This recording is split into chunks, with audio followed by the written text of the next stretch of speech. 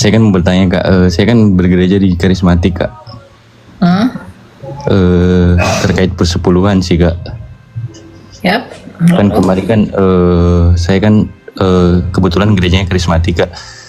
Kebetulan saya dekat juga, saya pelayanan juga kan kak. Terus kemarin kan untuk masalah persepuluhan, tiba-tiba saya ditelepon kak sama gembala saya kak gitu. Katanya kurang gitu sih kak. Apakah itu wajib ya kak untuk persepuluhan? Aduh, wajib atau tidak wajibnya itu tergantung kemampuan kamu. Memberikan kepada gereja itu menuruti prinsip 2 Korintus 9 ayat 7. Berilah kepada gereja menurut kelainan hatimu. Kalau ada hamba Tuhan yang sampai nelpon kamu karena kurang, itu hamba Tuhan gak bener. Gitu ya kak? Kecuali kamu janji iman ya. Kalau kamu janji iman, kamu bilang 1 miliar rupiah, kamu harus kasih segitu. Tapi kalau masalah persepuluhan itu nggak harus diberikan kepada gereja. Kamu bisa berikan kepada siapapun yang membutuhkan itu. Jadi kalau ada orang yang paksa kamu harus memberi, nominalnya mungkin dulu 7 juta, kamu harus beri 7 juta terus 7 juta. Padahal keadaan ekonomimu pendeta itu nggak mau tahu, itu pendeta nggak bener. Gitu ya. Itu nggak bener. Jadi kalau kamu mengatakan apakah persepuluhan masih berlaku, kalau kamu mau memberi, beri kepada gereja. Kalau kamu merasa 10% sebagai bentuk ketaatan saya, lakukan itu dengan iman. Karena barang siapa yang tidak melakukan dengan iman, dia akan berdosa, kata Rasul Paulus. Jadi kamu lakukan dengan iman. Dan kamu lakukan dengan hati yang tulus. Kalau memang mau memberi kepada gereja, berikan dengan tulus. Nggak ada aturannya berapa jumlahnya, itu nggak ada. 2 Korintus 9 ayat 7, beri menurut kerelaan hatimu. Itu, berapa yang rela kamu beri kepada gereja? Kalau kamu merasa persepuluhan itu sebagai bentuk ketaatan saya, ya silahkan berikan. Saya nggak melarang orang berikan sepersepuluhan loh. Orang-orang di sosial media itu berpikir seakan-akan saya melarang orang memberi 10%. Enggak, saya nggak larang Anda. Berikan kepada gereja. Kalau memang kamu mau memberi, tapi jangan hakimi orang yang tidak beri 10% kepada gereja. Karena kamu nggak tahu dia memberi kepada siapa. Dia memberi kepada gereja tapi orang tuanya tak makan, adik-adiknya butuh sekolah, orang di samping rumahnya butuh makan, dia butuh beli baju, anak-anaknya butuh makan, suaminya butuh pakaian. Itu lebih penting daripada kamu berikan kepada gereja, karena gereja yang sesungguhnya adalah keluargamu dulu, dirimu dulu. Itu yang terpenting. Kamu layani dulu orang yang ada di dekat kamu, baru gereja. Gereja itu kan persekutuan, gitu loh. Jadi apa ya kak? Gereja tuh masih ada orang lain. Iya benar-benar. Kadang saya sudah merasa dikucilkan sih kak. Gitu sih di gereja. Ya itu orang itu pasti itu pendeta nggak. Itu benar. Sudah tidak sehat ya kak kalau begitu. Itu nggak sehat. Gitu. Jadi kalau dipaksa ini harus segini, ini harus segini.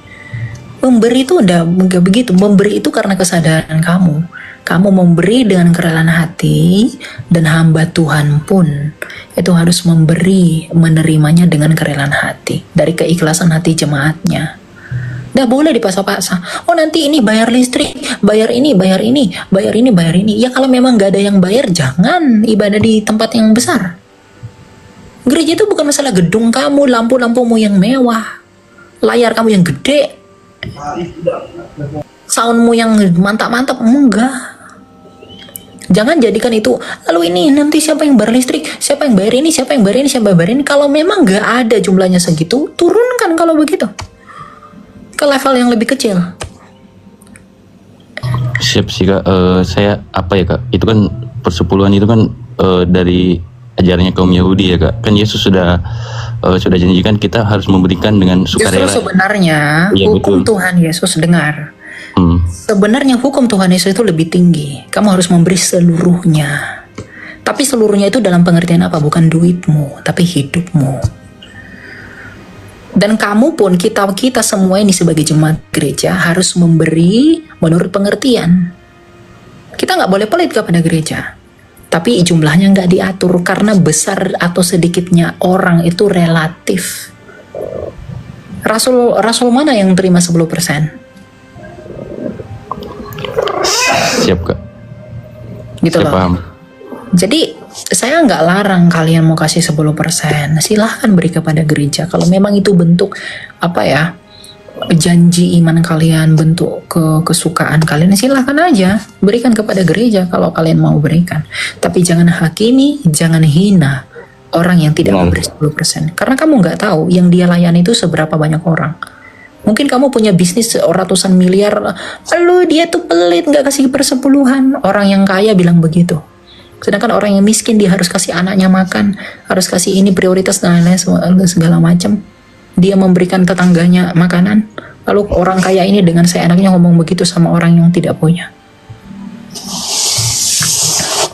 Besok dia berdosa. Berarti sudah tidak wajib ya Kak, yang seperti itu ya. Iya itu 10% itu nggak ada ikatan lagi.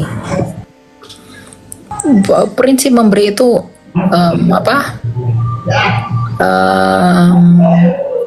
apa namanya, kerelaan hati gitu ya. Siap, makasih Kak ya, Kak Elia. Ya Tuhan berkati Kak, shalom. Tuhan berkati. Gitu ya. Kalau ada pendeta yang begitu, aduh, parah itu.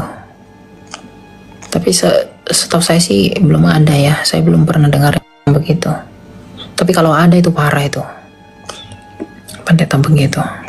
Nanti dia buat gereja jadi bisnis. Uang. Semua orang butuh uang. Tapi jangan jual firman Tuhan buat uang. Gitu ya teman-teman ya. Saya dalam hal ini tegas. Kamu suka atau tidak suka saya terserah, itu urusanmu. Gak peduli, saya datang tuh bukan senangkan hati kamu. Saya mau senangkan hati Tuhan dengan apa yang saya bisa lakukan. Shalom. Shalom, silakan. Iya, gini Kak Elia, kemarin saya juga udah sempat tanya-tanya sama kami Kana. Saya Kristen. Iya, kemarin saya ikut live-nya Mikana juga. Gini, pertanyaannya tetap sama.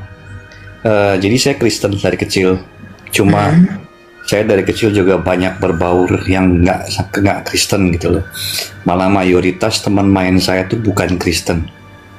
Nah, tapi tetap asik lah, maksudnya sering sharing, sering diskusi. Tapi ada beberapa hal yang saya jujur aja terpojok, nggak bisa jawab, mungkin kurang belajar ya kali ya, padahal umur udah mau 50. Saya di pojokan ada 3 hal yang saya mau tanya sama Kak Elia. Saya pernah ditanya gini, mana buktinya di Alkitab kalau Natal itu tertulis tanggal 25 Desember? Iya. 25 Desember memang tidak ada dituliskan di dalam Alkitab langsung tanggalnya, karena itu nggak sesuai dengan budaya.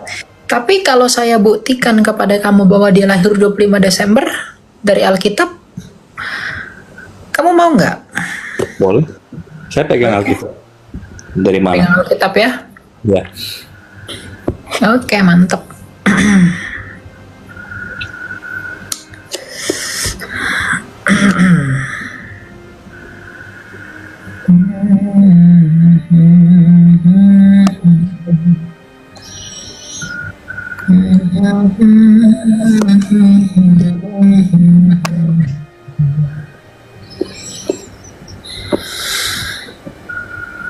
Gampang membuktikan tuh 25 Desember. Ya, saya lagi ngumpulin peluru lah biar saya lebih paham lagi. Iya dong. Mana nih ya?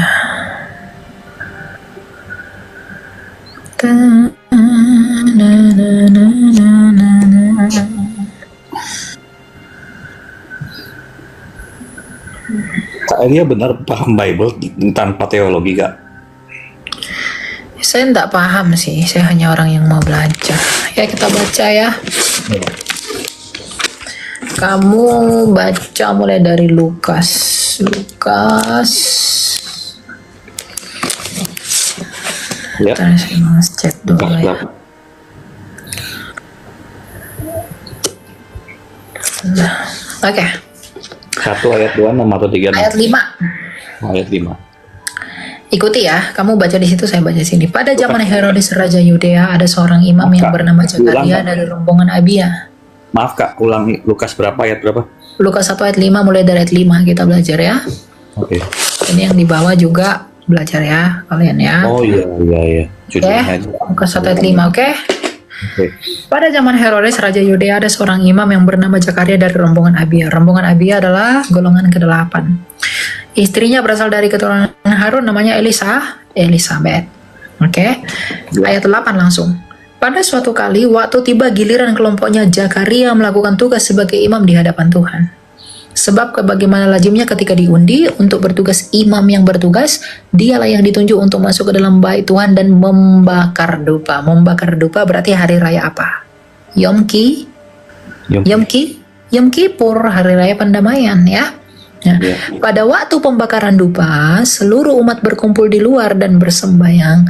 Lalu tampaklah kepada Zakaria seorang malaikat Tuhan berdiri di sebelah kanan mezbah pembakaran dupa. Mereka melihat hal itu, ia terkejut dan katanya, "Jangan takut Zakaria, sebab doamu telah dikabulkan. Elisabeth istrimu akan melahirkan seorang anak laki-laki dan engkau menamai dia Yohanes." Berarti berita bahwa Yohanes sedang dikandung oleh istrinya Zakaria itu pada hari raya Yom Kippur, bukan? Iya. Hari raya Yom Kippur itu hari raya tanggal berapa? Di sini kalau kamu cari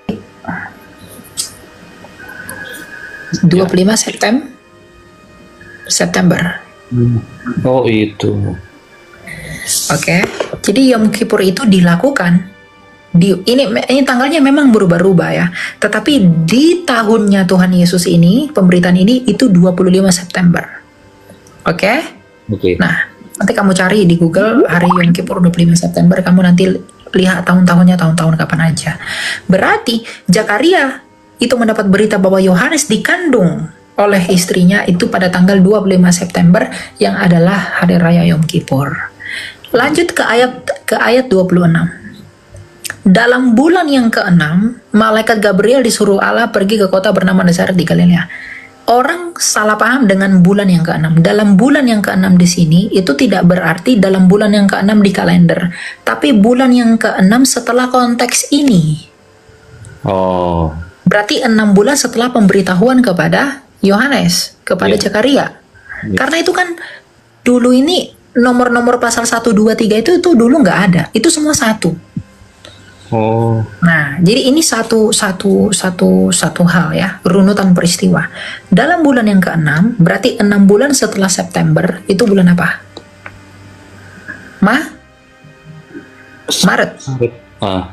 Maret. Nah, oke. Dalam bulan yang ke-6, malaikat Gabriel disuruh pergi ke kota Nazaret di Galilea kepada seorang perawan yang bertunangan dengan seorang bernama Yusuf dari Daud. Nama perawan itu Maria. Apa yang dikatakan malaikat itu kepada Maria? "Jangan takut, hai Maria, sebab engkau beroleh anugerah di hadapan Allah. Sesungguhnya engkau akan mengandung dan melahirkan anak laki dan engkau menamai dia Yesus." Berarti berita Yesus sedang dikandung Bunda Maria itu pada bulan Maret. Tanggal 25. Makanya tanggal 25 Maret itu Gereja Katolik merayakan hari kabar sukacita Bunda Maria. Nah, 9 bulan setelah Maret itu bulan berapa? Desember. Jadi ngarang nggak kita? Enggak sih. Ada dalil. Oke, itu pembuktian dari Alkitab ya. Sekarang saya tunjukkan kamu data sejarah. Didaskalia Apostolorum Koptik. Kan mereka tuduh tuh ya bahwa Natal tuh pagan, lahir Dewa Matahari. Kelahiran Dewa Matahari itu baru ada tahun 250 Masehi. Natal udah dilakukan pada tahun 169. Saya pernah nanya sama hamba Tuhan, tapi hamba Tuhan tersebut menjawab dengan logika.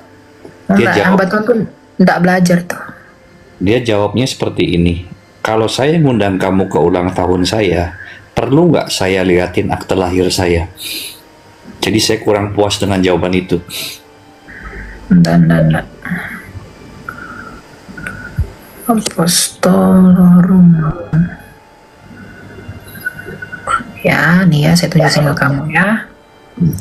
Didaskalia Apostolorum Koptik tahun 189.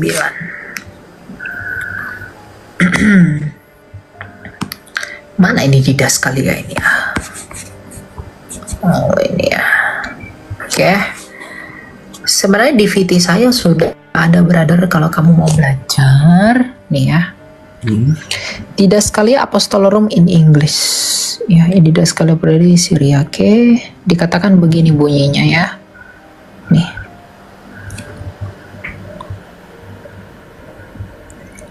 Bentar ya. Pasal 3 dan 4 dari Didaskalia dikatakan apa?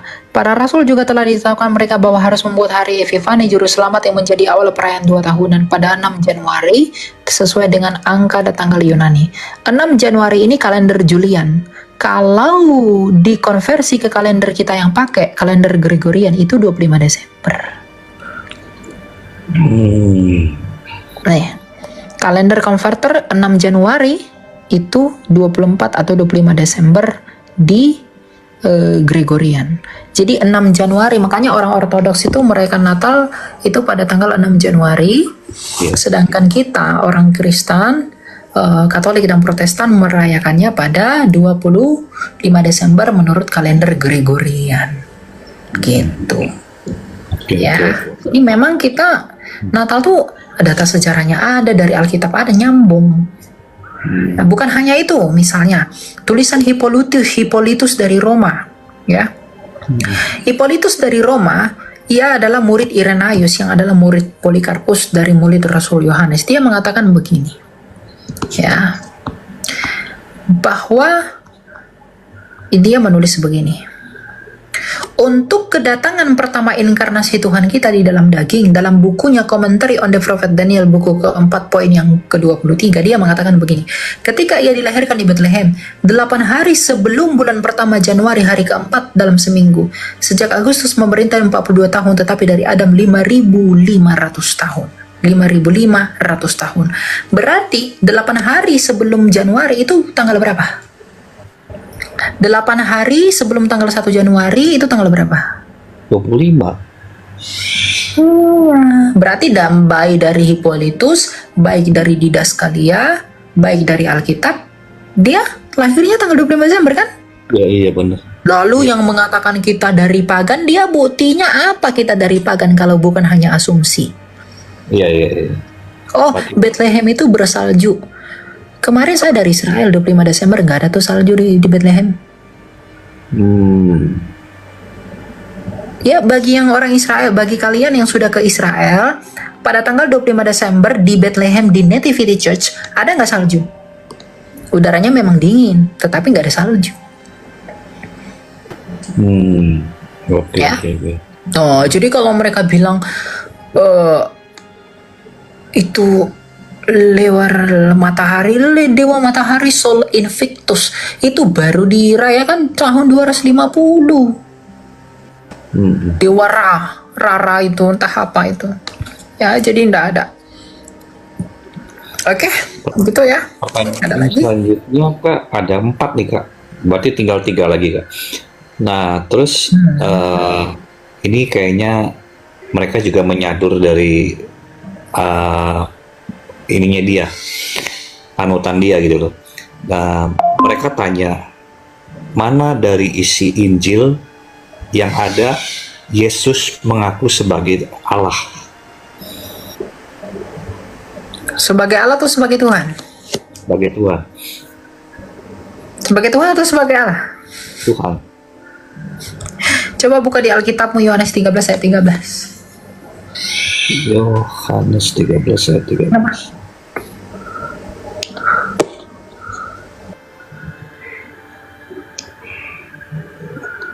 Ayat 13.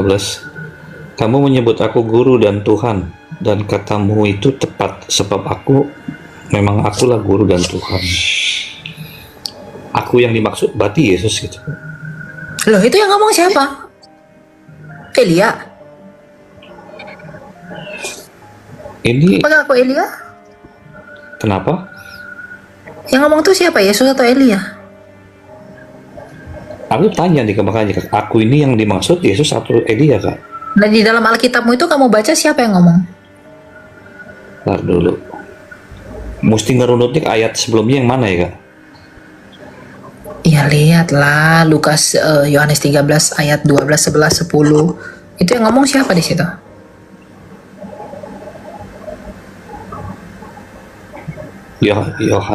Yohanes 13 ayat berapa aja tadi?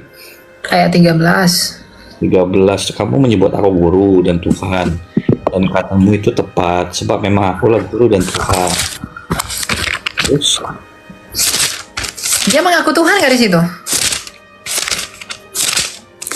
Akunya di situ huruf besar atau kecil? A-nya besar, Q-nya Berarti siapa itu? Yesus. Siapa?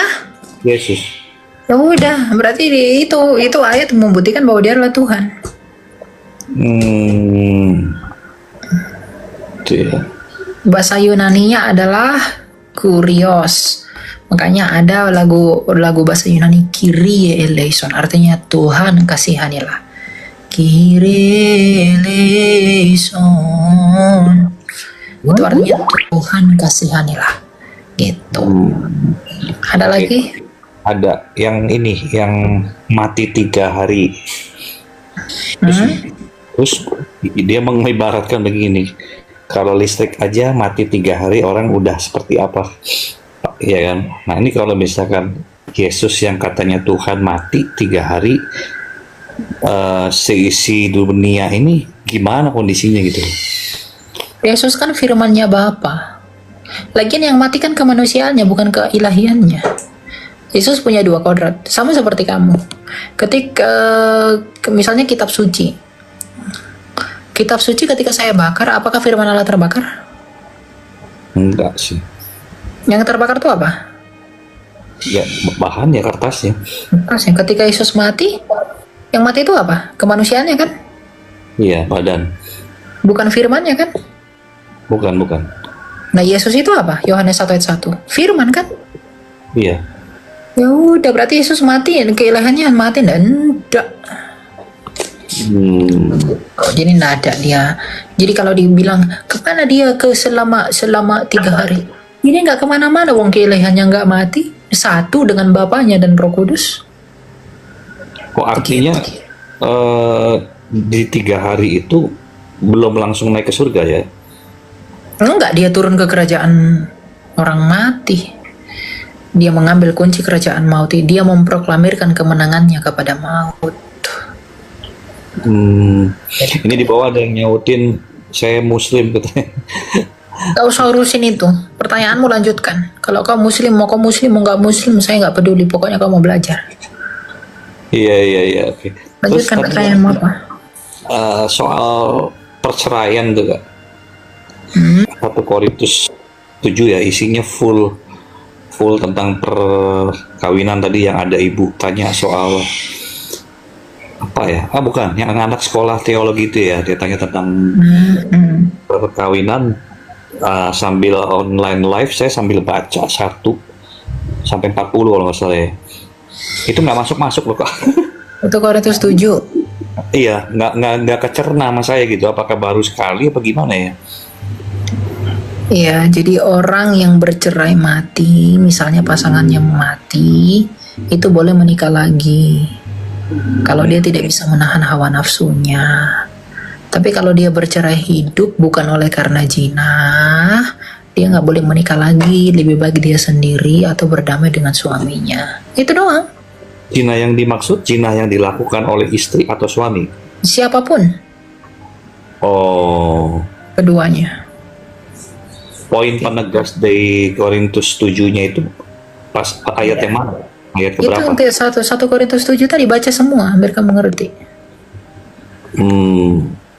Itu ya. Iya. Itu ya. Oke, saya ada lagi nanya gini Kak. Saya punya keluarga kebetulan kayak Elia tadi suka tanya-tanya ya, melayani Tuhan nggak? Semua melayani Tuhan. Papa saya juga hamba Tuhan. Kakak saya pelayanan di NDC. Nah, apakah itu jaminan kalau kita nih pelayanan, kita tuh benar-benar udah nyaring dosa lebih banyak dibanding yang tidak pelayanan? Nyaring dosa tuh nggak bisa disaring. Dosa tuh diampuni. Apa yang dosa disaring? Kamu kau pikir teh manis, kau saring? Jadi apa yang ini ya, maksudnya keunggulannya yang melayani sama enggak? Orang yang melayani Tuhan adalah orang yang mempersembahkan hidupnya buat Tuhan menurut Roma 12. Jadi semua orang Kristen itu harus melayani Tuhan. Dia harus memberikan hidupnya di karirnya, bisnisnya. Melayani Tuhan itu nggak harus jadi pendeta ya. Melayani Tuhan itu di semua lini kehidupan tuh harus melayani Tuhan. Semuanya harus dilakukan oleh karena motivasi kecintaannya kepada Kristus, bukan karena keinginan-keinginannya. Dan orang yang melayani Tuhan itu jangan merasa bahwa dia lebih baik dari orang lain. Karena ketika dia merasa dia lebih baik dari orang lain, pada saat yang sama dia bukan melayani Tuhan. Dia melayani dirinya sendiri. Ya. Jadi nggak ada, pelayanan itu tidak jaminan kamu lebih baik dari orang lain. Tapi orang yang mau melayani adalah orang yang rendah hati. Nah itu kan. Orang yang melayani sungguh-sungguh ya, bukan melayani karena uang. Paham ya? Paham. Kalau melayani karena uang tuh di kecil gini, Elia. Sekalipun saya dari kecil dididik secara Kristen, tapi kebetulan lingkungan saya ini sebagai pelayan Tuhan, ya saya nggak mau ngejudge, tapi ini kebetulan kan dilihat di mata. Itu malah dia tidak berjalan melakukan firman-Nya gitu loh, Kak. Banyak misalkan contoh hal satu yang paling sederhana, kebohongan. ya, tapi tidak dengan demikian berarti dia bukan melayani sungguh-sungguh. Kamu jangan menghina pelayan yang benar oleh karena di depan matamu ada pelayan yang tak benar. Melayani itu harus benar. Kalau pelayanan tidak benar berarti dia tidak melayani. Itu aja. Itu tidak bisa kamu jadikan sebagai standar untuk menilai pelayanan. Jadi saya Kristus. Jadi saya menghakiminya gini. Ya kamu nggak boleh menghakimi lah. Kamu udah salah kamu ngomong menghakimi. Karena itu keluarga saya sendiri, Kak. Karena itu keluarga saya sendiri gitu loh. Saya jadi contoh hal lagi, Kak. Misal gini, saya sakit nih. Saya sakit. Dan dirumorkan ada yang isengin saya dengan tadi yang dibahas juga Daud Tony segala macam. Saya minta sama kedua orang tua saya, Pak, tolong ke rumah saya, katanya di rumah saya dipasangin ini. Tapi orang tua saya menolak, dia bilang karena besok harus pelayanan di luar kota. Nah, di situ saya berpikir, saya tuh kurang hafal ayatnya yang selamatkan dulu Yerusalem, Samaria, lalu ke Yudea kalau nggak salah ya. Enggak itu maknanya itu, jangan kau tafsir sembarang. Enggak itu maknanya itu. Kenapa kok dia nggak selamatkan saya dulu, malah dia lebih pentingin pelayanan dulu gitu. Ya, semua orang punya prioritasnya masing-masing. Berarti dia memang, ya saya nggak tahu, mungkin kamu baik nggak dengan keluargamu? Kamu menghormati mereka nggak? Baik. Ya, yang tahu baik atau tidaknya itu cuma kamu dan mereka. Jadi saya tidak mau hakimi itu. Baik, saya nggak pernah ribut sama, kami 4 bersaudara. Bahkan orang tua saya perempuan pernah bilang satu-satunya anak yang tidak pernah membentak mama, ya cuma kamu. Artinya itu penilaian langsung dari orang tua saya kan. Ya, kalau orang tuamu begitu kamu tegur aja dia. Kamu sampaikan yang benar. Sudah. Sampaikan apa yang ada dalam hatimu, itu aja. Dengan Itu dalil yang mengevaluasi mereka. Itu ya. Mengerti? Udah. Ngerti. Oke. Ya udah. Bertemu selalu. Ini udah nih, maksudnya udahan apa masih boleh? Udah. Yang lain mau naik soalnya ya. Oke, thank you. Ya.